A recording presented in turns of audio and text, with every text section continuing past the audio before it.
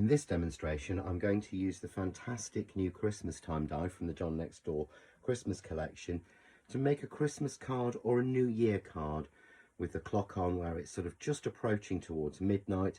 We've got the holly and everything. So the die set itself has all of these pieces included. So you get the holly and the clock face, the center, the circle for around it. But the die was designed, as you may have seen in the previous video, to make you a fold-up card that's very simple. But the panels in here and all the sections can also be used to make a bigger card and make lots of different backgrounds. So we're going to start with a piece of old gold sort of mirror card. This is like a velvet satin card, and I've cut this to a simple 6x6 inch square because the panels within the die set are designed for a 6x6 card. So I bring the die in, you can see there, but we can just use the panels. So all we're going to do, I'm going to use the holly panel for this one, and I'm simply going to put this on, and I want to make sure I'm mounting it to the edge. So I'm making sure that I have the same even level all around all three edges. And we just simply tape it down. So don't worry about meeting it in the middle. It will automatically do that if you do it on the 6x6 card. And we simply need to run that through and cut it. So I'm going to run that piece through. And I'm also going to do, I'll bring in a piece that I've already got cut to take the pieces out, but I will show you the cut. So I'm just running that through very quickly. And we just peel that die off, and you'll see there you get all of the pieces. So if I take a pokey tool, I can give this a quick flick to take everything out, but you can see how the pieces fall out. And once the pieces have actually fallen out of it, you'll actually find, just like this, you've got this beautiful trellis of very delicate holly. So now we want to repeat the second side. So all I'm going to do is take the same die again. Just make sure that you've got all of the pieces out of the die, and make sure when you repeat cutting a die cut that you've got all of the waste pieces out. If you don't, while it's going through the machine, those can get knocked and moved, and they will actually mark the card, especially on this sort of shimmer type card. So again, all I'm doing is making sure that I'm getting a nice even border all the way around, and you can check this by you get a little impression, a deboss line where the die finishes. That helps you line it up a little bit more, but the best idea is to line it up to those three sides, and all we do is cut that piece. So I'm simply going to run that one through, and again I'm running it through on the side of my machine because that will have the highest tension. So we'll just go through, take that one through, and this time I am going to take the pieces out. So you'll get to see that. So we'll just take those out. You can see there, we've matched the pattern across. We'll give that a flick, and I find just flicking with my finger onto the die cut piece releases more of them. And I can simply then go around and take the other sort of pieces that have missed that out. But they all fall out really easily, which is the fantastic thing about the John Next Door dies. With the Teflon coating that they've got, it means that pieces stay inside the die cut rather than the die, which is far easier to get out, and that even on a delicate pattern like this, all of the pieces cut out usually with the first pass. So there we've got our cut piece.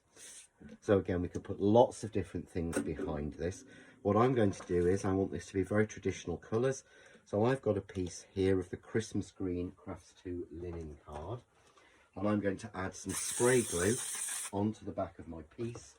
For speed, I would suggest you use a spray glue, or you use the glue glaze by Craft Artist. And we simply match that up. And I always seem to do this, you have one edge, the way you miss slightly. The important thing is how this looks on the front. So just take a pair of scissors or a craft knife and just gently cut any excess off. And there we've got our beautiful completed panel for the background. So what we need to do now is to start to raise up the center.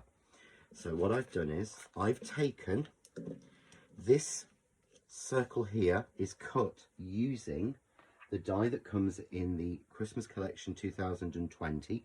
So this year's Christmas collection, Sam's Circles, as the plain circle die that's in that set is exactly bigger by 1/4 of an inch than the one that's included in this set, so that we're not repeating across any of the sizes, and so that if you've got both of those dies you can mat and layer perfectly. What I've got here is I've cut a larger circle again just to give me a really good mat and layer, and this is using one of the press cut stitch dot, but you can easily miss this layer out. But you can see there, fits in exactly, so we get a perfect circle in the center, and that's created from the perfect circle that's missing within that die. So we want to put the clock in the middle. So all I'm going to do is I'm going to take from this set, you have the stitched circle and you have the clock piece. So we want to take those, we want to take a large piece of tape, pick up the clock, then that allows us to hover over, get it nice and even, and pick up the center circle. And we simply cut that from a piece of gold card. So here I have a piece of the same gold cards I used for the background. I simply place that over and we'll run that through and cut that. And you'll see how the numbers come out. So I've just run that through my machine and I can simply peel away the clock face itself. And again, you get all the little pieces in there which you would just either tap out or use your pokey tool and remove. So I've got one here that I've already removed all of the pieces on, and you can see we've got the full clock, so we start at 12 and go 1 all the way around. So the next thing I've done, I've taken a piece of book paper and I've just spray glued this to a piece of craft card just to give it a little bit of stability, and lightly shaded around the edge with some of the craft artist inks. So again, I'm going to spray glue the back of my clock and place this on, and by having the separate outside die, it means that I get the perfect size circle to exactly fit in there. So we have then our clock piece, and the one thing you want to try and do is you want to try and make sure that the text is sort of running in the right order, if that makes sense. So if you can see here, I've got 12 and the text is running wrong.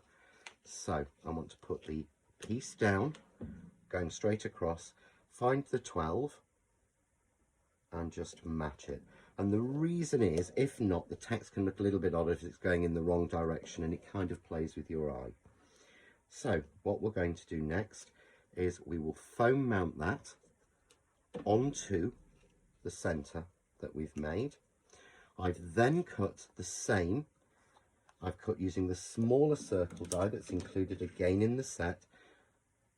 I've cut another piece of the book paper, and again just gently shaded around it, a little bit of tape there just to take the edge off it. So again, we're going to foam tape that, and I use 2mm foam tape so that I get a nice little bit of depth and dimension, but it doesn't go too deep for posting. And we're going to, again, making sure that we get this in the right order. So we want the text moving in the right way again. We put that onto the center, and again then we just want to foam mount that onto our circles of green. So we'll take those in, and again just make sure you get that nice and evenly centered, so that works perfectly. And what we would do, I will bring a piece in that I've already done. I've got the background piece here and I've already added the foam tape onto it. So again, I'm going to add a little bit of foam tape onto the back. Again, you can skip out the foam tape layers and make this a completely flat card for posting, which sometimes we want to do because postage costs can get a little bit high when we're sending a lot at Christmas. And again, just making sure that that's nice and even, and we've got the 12 at the top. Now, I've made a set here of matte layers, so I've used the same green. So I've used 2 greens on this. I've used Christmas green and pine green. Both of these are in the Crafts 2 linen card. And I've put a little bit of red on and then matted that onto a piece of gold before putting it onto a card blank. And the card blank is a 7 by 7. So we just put that in the right place. There we go. And we can see there we've got that beautiful clock in the middle of that really delicate filigree holly. So we want to add a little bit more holly on, but we also want to add on our thyme. So what I've done here is I've cut out from the die set again, you're included the hands. So you get the large, the small, and you also get the little circle. And this is so that you can cover off where your join is. So I've already glued these together so that I've got it approaching sort of midnight. I'm going to add a little bit of glue glaze on the back, as this is a nice quick grab flat glue with the delicate applicator, so it's easy to use. So I'm going to go to there. So we are on midnight, or just approaching. A little bit of glue on the back of the circle, and we place that on, and you see that just neatens it off in the same way as you would have on a clock. You would actually have a roundel there that's making the hands move, and again there's no foam tape there, but it does have really nice depth and dimension. So to finish this, all I've done is included in the die set you get the delicate holly, and you get these in a circle so it goes left and right, and you also get a smaller piece that's left and right as well. So all I'm going to do again is add a little bit of glue glaze onto the back, and this is so easy to use with these delicate die cuts because of the applicator. I'm not squishing glue everywhere on my paper. So we've got this one on the dark green, and I'm just going to work that around the edge of the clock. And what I've done here for leaves or for berries, there are little places for berries actually on the die set itself, but all I've done is use some Ranger enamel accents to add little blobs to be the sort of berries. So again, I could put that side, I could go with the same colour, or I can match them in, which is what I'm going to do. So again, I'm just going to use a little bit of the glue glaze on the back, putting a little blob on each one. And I'm not going everywhere. If you see, I'm not putting it all over the leaves. I'm just following the natural line that the leaves are coming from. So I'm going to overlap those again so that I don't completely cover it, just like that. And then I can take the little pieces and put them wherever I want to. So again, I'm going to have them coming out from where those two colours meet. So this time a little bit more glue because it's a smaller piece. Same with the second colour. So these have been cut again in the pine green and the Christmas green. So we just put those on. And again, I could add a sentiment, and I've always thought this would be a fantastic die set or piece to do New Year cards. So you could put a little Happy New Year on there or something else. So a lot of people during the holiday season, there are people that don't celebrate Christmas that you do want to send a greetings to. And I always find that you can always send a, a with love card or thinking of you card. But I think sometimes a lot of people celebrate New Year in lots of different cultures. So by putting Happy New Year on, it allows you to send a card of the season, send your wishes without actually having to go with Christmas. But a very complex looking but simple card when we break it down, with that beautiful filigree holly, and very easily done. Enjoy.